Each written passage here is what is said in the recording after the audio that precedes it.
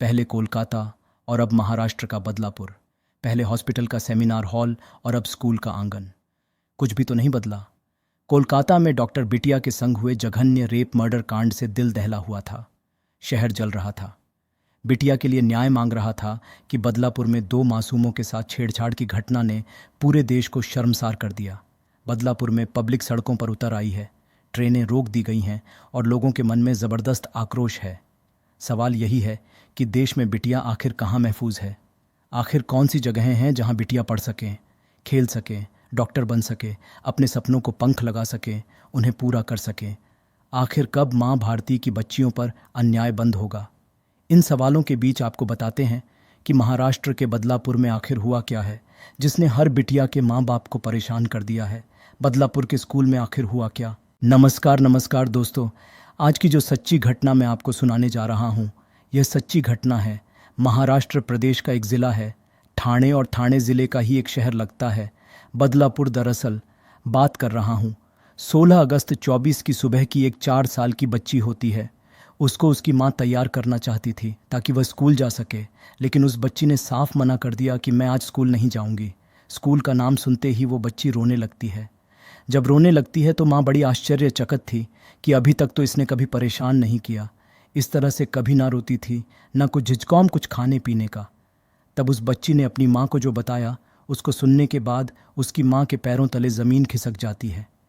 दरअसल वो अपनी माँ से बताती है कि माँ जो दादा है, यानी कि महाराष्ट्र की भाषा में, यानी कि मराठी भाषा में किसी बड़े भाई को दादा कह के बुलाया करते हैं, तो उनके स्कूल में एक सफाई कर्मचारी होता है। उसने उस लड़की के कपड़े उतारे और उसके प्राइवेट पार्ट को छुआ। जब यह बात माँ ने सुनी, माँ ने अपने पति को बताई। उसके बाद तो यह बात फिर इतनी ज़्यादा तकलीफ़ देह होती है कि वो करें तो क्या करें।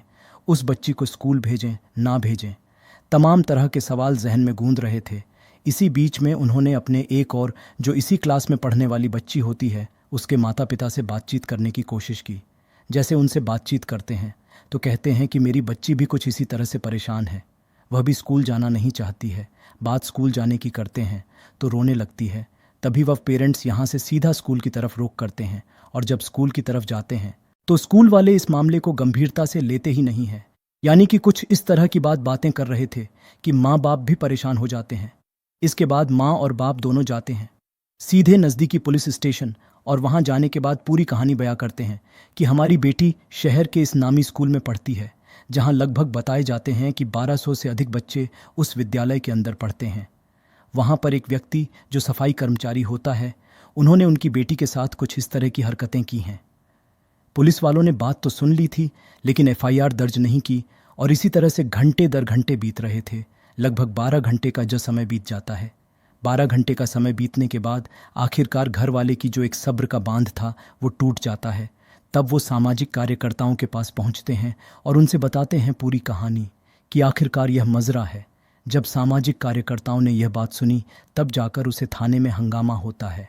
हंगामा होने के बाद आखिरकार एफआईआर दर्ज कर ली जाती है। अब एफआईआर तो दर्ज हो जाती है, लेकिन पुलिस जब इस मामले की पड़ताल करने के बारे में पता चलता है तो 17 अगस्त 2024 को आखिरकार उस व्यक्ति को, जिसका नाम अक्षय सिंधे होता है, जो कि मुंबई से लगभग 50 किमी दूर एक खरवई गांव होता है, वहां का रहने वाला होता है।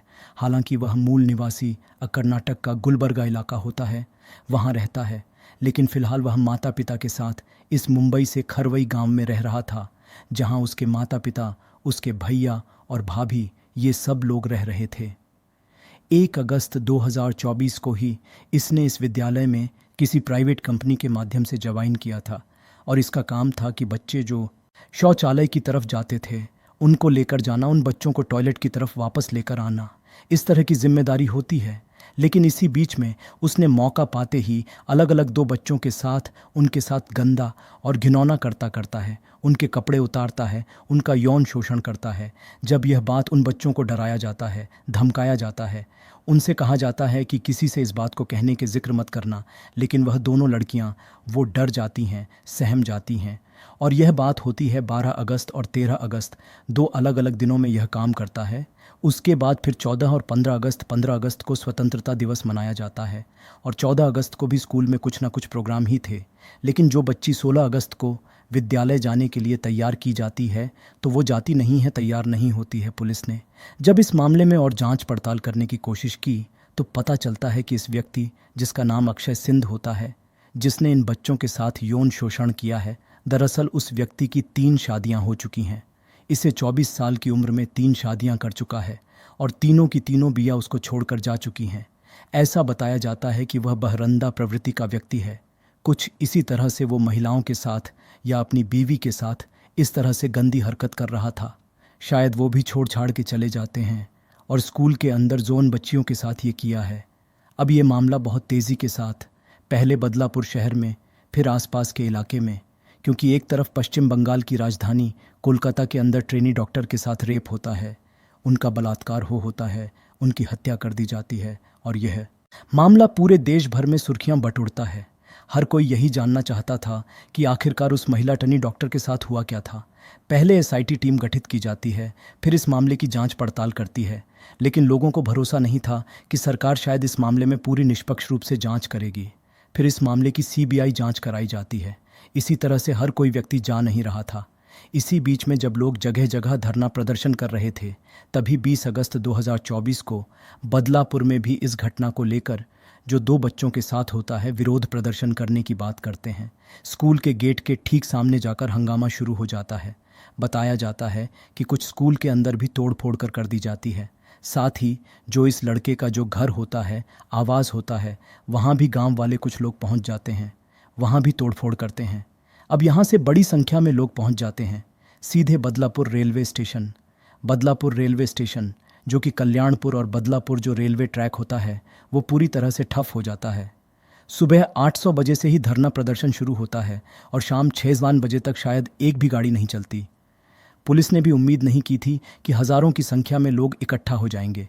सभी की एक मांग थी कि जितनी जल्दी हो सके इस मामले की जांच पड़ताल करने के बाद जो आरोपी है उसको फांसी के फंदे पर चढ़ा दिया जाए, उसे किसी भी कीमत पर बख्शा ना जाए। तो इस बीच में जब हंगामा होता है, तोड़फोड़ होती है, तो पुलिस आखिरकार लगभग 300 लोगों के विरुद्ध मुकदमा भी दर्ज करती है और 72 लोग के आसपास इसमें गिरफ्तार भी कर ले जाते हैं। जब ये मामला लगातार हाईलाइट होता है, सरकार को भी इसमें हस्तक्षेप करना पड़ता है। सरकार को भी आके बताना पड़ता है कि हम इस मामले को फास्ट ट्रैक कोर्ट में लेके जाएंगे, कम से कम समय में इस मामले की जांच पड़ताल की जाएगी। साथ ही एसआईटी का गठन कर दिया जाता है। एक काबिल ऑफ ऑफिसर, जो कि आईजी रैंक की होती हैं, आईपीएस ऑफिसर, उनको इस मामले की जांच दी जाती है कि आप इस मामले की निष्पक्ष रूप से जांच करिए। जो भी दोषी है, चाहे वो स्कूल है, चाहे वो कर्मचारी है, जितने लोग भी दोषी होंगे उन्हें किसी भी कीमत पर बख्शा नहीं जाना चाहिए। इस बीच में ये मामला चल ही रहा था। 22 अगस्त 2024 को मुंबई हाईकोर्ट ने इस मामले को स्वतः ही संज्ञान लिया और उनसे सवाल जवाब बिल्कुल ठीक उसी अंदाज में किए जिस अंदाज में सुप्रीम कोर्ट ने पश्चिमी बंगाल की राजधानी कलकत्ता में महिला डॉक्टर के साथ जो रेप होता है उस मामले में करते हैं। जिस तरह से वहाँ और बाप को 3 घंटे तक अपनी बेटी से मिलने के लिए इंतज़ार करना पड़ता है, ठीक माँ और बाप को यहाँ पर अपनी बेटी के इंसाफ के लिए 12 घंटे तक इंतज़ार करना पड़ता है कि एफआईआर दर्ज हो जाए। पुलिस वालों से जब यही सवाल पूछा गया कि तुमने ऐसा क्यों किया, इसके पीछे क्या रीज़न था, तभी उन्होंने कहा कि साहब, हमने अपने जो आरोपी हैं, जिन्होंने इस मामले में शिथिलता बढ़ती है, कार्रवाई नहीं की, हमने उनको सस्पेंड कर दिया है। इसमें महिला निरीक्षक सहित 3 पुलिस वालों को सस्पेंड कर दिया गया है और इस मामले में और पड़ताल कर चल रही है। लेकिन वकीलों ने साफ साफ कर दिया कि जो अक्षय शिंदे हैं, जो उन्होंने लड़की के साथ गंधार घिनौना करते किया है, हम उस व्यक्ति का केस नहीं लड़ेंगे। लेकिन पब्लिक की यही मांग है कि जितनी जल्दी हो सके इस आरोपी को फास्ट ट्रैक कोर्ट में मामला चलाया जाए और फांसी के फंदे तक पहुंचाया जाए। आगे भविष्य में ये पहुंचेगा या नहीं पहुंचेगा, क्योंकि मामला जब कोई भी हाईलाइट होता है तो बहुत तेज़ी के साथ हाईलाइट हो जाता है, उसके बाद तेज़ी के साथ वो डाउन भी हो जाता है। अब इसमें हालांकि सरकार ने जो भरोसा दिलाया पब्लिक को, और पब्लिक अपने अपने काम पर भी लौट रही है। जो जितना धरना प्रदर्शन हुआ था कई दिनों तक, वहाँ इंटरनेट से सेवा भी ठप कर दी जाती है। दोस्तों, इस पूरे घटनाक्रम को सुनाने का उद्देश्य किसी को परेशान करना नहीं है, किसी का दिल दुखाना नहीं है, बल्कि आपको जागरूक करना है, आपको सचेत करना है। अपने बच्चों पर ध्यान देने की ज़रूरत है। स्कूल जाते हैं और हम लोग बेफिक्र हो जाते हैं, लेकिन जब बच्चा स्कूल से आए तो उससे उस दिन के बारे में बातचीत ज़रूर करें कि आपकी मैडम ने, आपके सर ने किसने क्या पढ़ाया, किसने आपको प्यार करा, किसने क्या बातें की, उसको गुड टच और बैड टच के बारे में ज़रूर बताएं। कहीं ऐसा ना हो कि बच्चे के साथ कोई गलत हो रहा हो और आपका ध्यान वहाँ तक जाए ही ना। तो इसलिए बच्चों पर छोटी छोटी बातों को लेकर ध्यान देने की ज़रूरत है। जिस तरह से आज मोबाइल ने लोगों के दिलों ज़िंदगी में दस्तक देनी शुरू कर दी है, उस तरह से पाश्चात्य संस्कृति बहुत ज़्यादा हावी हो रही है और लोग न जाने किस राह पर चले जा रहे हैं। इसी के साथ विदा लेते हैं, मिलते हैं अगली कहानी में। जय हिंद।